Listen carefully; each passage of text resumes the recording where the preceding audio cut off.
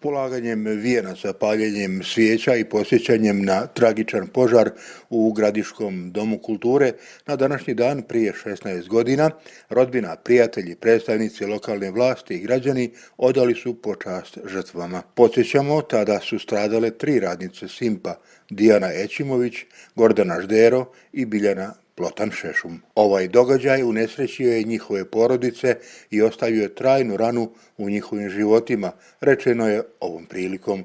Zbog toga je važno učiniti sve da se ovakve tragedije ne ponove. Pa evo, zaista smo danas u prilici da izađemo i poklonimo se 3 žrtve, 3 mlade ženske osobe koje su izgubili svoj život u jednoj velikoj tragediji prije 16 godina uslijed požara tadašnjem domu kulture, sadašnjem kulturnom centru.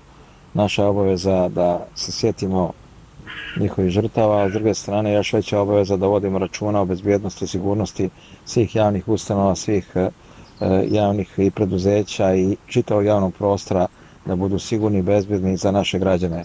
Naša obaveza je opredjeljenje da ne smijemo dozvoliti da se takav nesretni slučaj ponovi, ne daj Bože ponovi na prostoru grada Gradiške. Mi smo u dogovoru s porodicama se dogovorili da napravimo jedan zaista spomenik koji će posjećati vječno na te 3 osobe kao 3 suze, a s druge strane smo spomen ploču sa njihovim likovima unijeli u kulturni centar, isto tako na taj način želeći da trajno ostane upozorenje svima nama da moramo da budemo sigurni, moramo da budemo odgovorni, moramo da budemo zaista pažljivi da nam se ne daj Bože, ponovio ovakav nesretan slučaj.